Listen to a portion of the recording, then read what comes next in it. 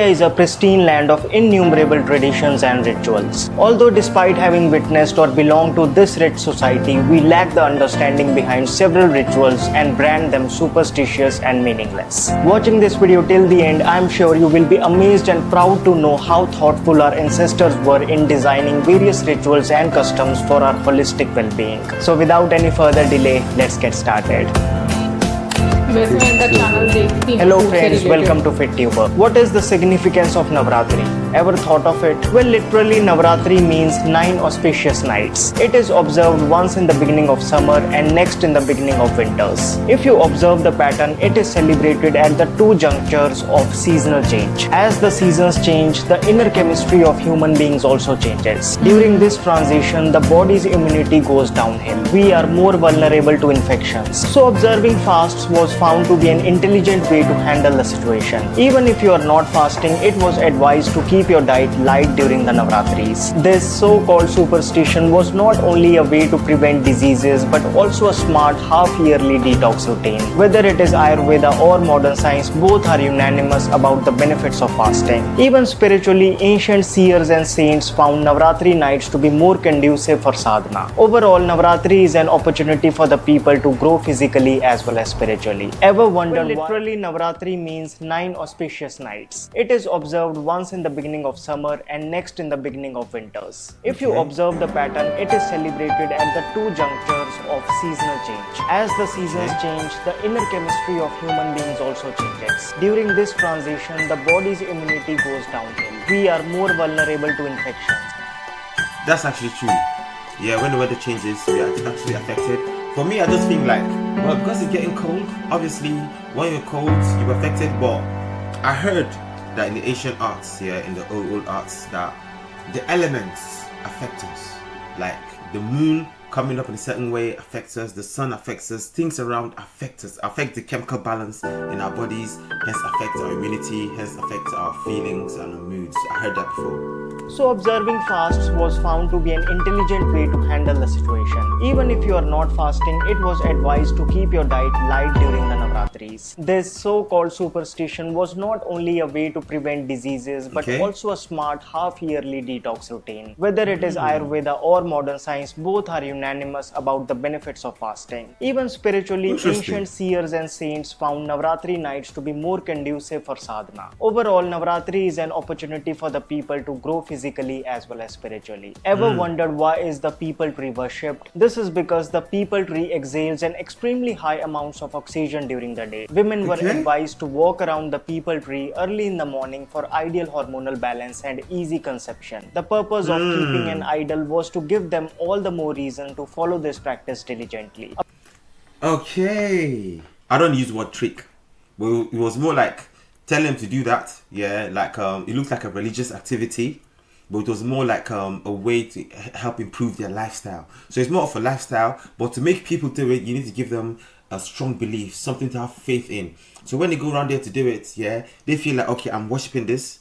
Yeah, but meanwhile, once they get there, they feel the effects. Apart from this, Ayurvedic scriptures talk about numerous medicinal uses of various parts of the peepal tree. Then you might have also heard someone saying that ghost resides on the branches of the peepal tree at night. The fact is that the peepal tree, due to its dense nature, also releases very high carbon dioxide during the night. Naturally, anyone sleeping under the peepal tree will be oxygen deprived. So this is nothing but a good example of how metaphoric language was used to simplify something. Why is the tulsi plant considered sacred? Well, it is a natural antibiotic, reduces stress, increases immunity, longevity, and has a peculiar ability to keep the insects, mosquitoes, and snakes at bay. Today, even modern scientific research has acknowledged its medicinal properties. Wondered if there is any basis to the makeup worn by Indian women apart from its aesthetic appeal. Eyeliner was designed as a way of applying cooked medicinal herbs such as amalki, haritaki, and barberry to the eyes to clean, cool, and prevent them from infections. Gold jewelry worn by Indian women is not merely a status symbol, but it regulates the body temperature and enhances immunity. Then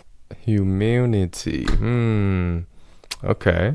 You will be amazed to know that the bangles, nose ring, earrings and the toe ring was an intelligent way of constantly pressing the acupressure points, which helped women regulate menstrual cycles and maintain an ideal hormonal balance. Okay, I can kind of see what he's saying, because sometimes I wear like a bracelet.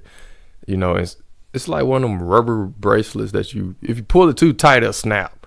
But it just feels like sometimes when I'm playing basketball, it give me that right balance. It like just give me that right balance that I can like perform better for some reason. It's weird. I mean, I can kind of relate what he's saying right here in this video. During weddings, bride and grooms apply mehendi on the hand and feet, as mehendi leaves produce a cooling effect and reduces stress of the busy wedding days. All in all these rituals have certain Oh my days, this is so interesting, yeah? Every time I see Indians with all their jewelry, I'm like, wow, nice, man. Yeah, they are flexing.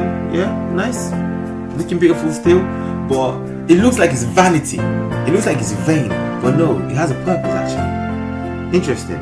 Maybe not all now. Maybe for these days, some people do it differently. But talking about in the traditional customs of putting it where they're meant to put it, it's for their beliefs, not just to look beautiful. It's also for health. All these rituals have certain meaning behind them. Ever thought why Indian puja involves so many precise rituals? Whether it is a temple, mosque or a gurudwara, these are the places with high positive energy. The devotees are asked to walk barefoot inside the place of worship, as the positive vibrations can easily be absorbed through feet. During the aarti of a deity, the conch shell would invariably be blown, as it is done even today. Since villages were generally small, the sound of the shank would resound all over the village. Those who could not make it to the temple would stop whatever they were doing for a few seconds and mentally bow down to the Almighty. In Islam, this is achieved through the azan, the calling of the faithful prayer. Also, the sound produced from the shank is believed to purify the environment. Then applying tilak is another common ritual. It is applied on the spot that lies between our eyebrows, referred to as the Agni Chakra. The significance of applying tilaks at that point helps to conserve subtle energy of our body and keeps us focused. Our ancestors found that the sandalwood, turmeric and saffron paste is quite effective if applied on the Agni Chakra. This also explains why women wear a bindi at the same spot. While yagna was performed, it might seem like a futile exercise of burning ghee, herbs, etc. to ashes. Although it is a sophisticated process practiced since the Vedic times to purify the surroundings. Many modern researchers too have acknowledged its benefits. Likewise, ghee lamps and agarbattis were used to create a positive aura. Then there are some rituals in India which have a symbolic meaning. For example, when we offer a coconut at the feet of a deity, we symbolically offer our own head, implying total surrender to the divine by detaching our ego from the self. There is a deep I'm trying to process all of this, okay, because it's very new to me. Okay. So you take a coconut, you bust it on the floor, you open it up, so you're busting it instead of your head, you say? Let's listen to that again. example, when we offer a coconut at the feet of a deity, we symbolically offer our own head, implying total surrender to the divine by detaching our ego from the self. Okay, so basically it's trying to help people control their ego, basically. Yeah, so it's just symbolic.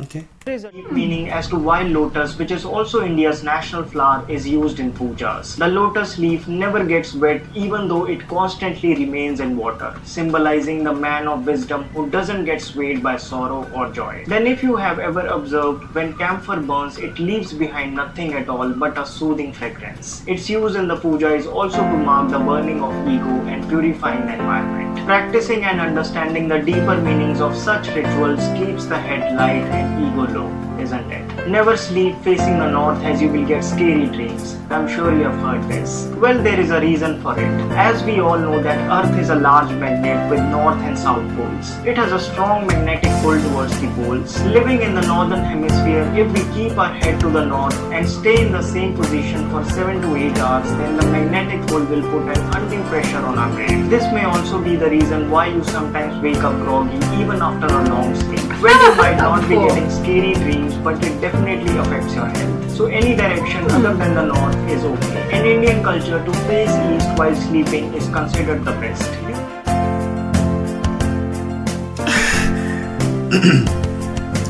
Very interesting. Very interesting. North, west, south, east is the best. I've heard that before. Do you know what is the concept behind doing a prayer before a meal? Well, we have discussed before on the channel. Okay, I'm gonna take a shot out of this.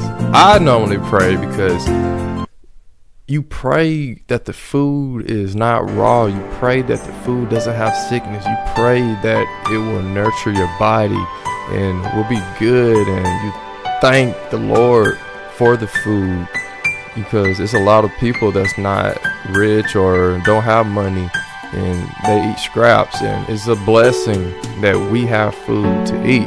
That's why I pray.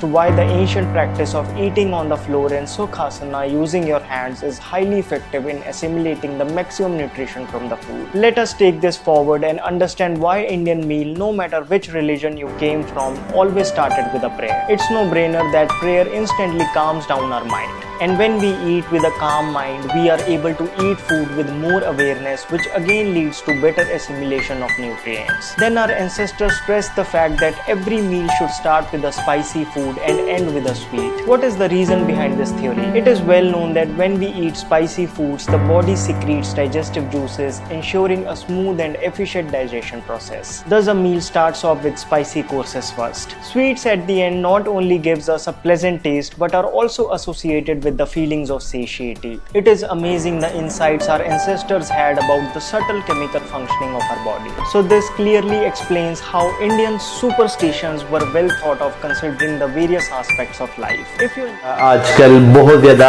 Advance हो चुके हैं, लेकिन अभी भी अगर यहाँ पे बात कीजिए पुराने टोटकों की, पुराने चीज़ों की, तो जो हमारे जो है पूर्वज, आबाओ अजदाद, इंसेस्टर्स जिन्होंने बनाई हैं, वो अभी भी इम्प्लीमेंट होना तो वो बहुत ज़्यादा इफेक्टिव होती हैं। बिल्कुल, और मुझे ऐसा लगता है कि अभी लोग वापस उसी चीज की तरफ जाते जा रहे हैं, क्योंकि एक टाइम बीच में ऐसा आया था कि लोग काफी ज्यादा मॉडर्न चीजों की साइड पर आ गए थे। बट अभी मैं देख रही हूँ जैसे ऑर्गेनिक फूड की तरफ लोग आ रहे हैं, फिर उसके अलावा योगा को हम देखिए लोग उसको अपनी लाइफ का एक इंपॉर्टेंट पार्ट अब बना रहे हैं, फिर जो लाइफ स्टाइल है वो चेंज होता जा रहा है, मेडिटेशन को लोग अडॉप्ट कर रहे हैं। तो मैं ये चीज बोलूंगी कि ये जो जितना भी मतलब सुपरस्टिशियस, नो डाउट एक टाइम पर लोग मानते थे इस चीज को, लेकिन अभी काफी ज्यादा वो चीजें चेंज होती जा रही, क्योंकि उनके साथ साथ हमें उसकी लॉजिक पता चला। This is very interesting. So the rituals were well thought out. They were well thought out. They were like, how can we get people to go around and live healthy lifestyles? Okay, how can we get people to function properly, to live long? Okay, we need to give them reasons to live a healthy lifestyle. Okay, we need to put it in them, so it's imbibed in them. So they put it in their culture. Okay, they put in the culture, they put in their way of life. What did you think of that video? Let me know in the comments below. I think it was pretty cool. I was kind of surprised. I learned a lot. Like, I wasn't expecting to learn as much as I did. Like, I mean, I'm not wearing it today, but I do wear eyeliner, and so learning about the eyeliner thing was very interesting because I didn't know that before. And I think it's really nice to see how, like, all these really ancient rituals, old rituals, have been really well thought out and are very logical as to why you carry on doing these things today, even though they were like started many years ago. So it's nice that someone's like kind of sat down and explained like how they started and why people do them.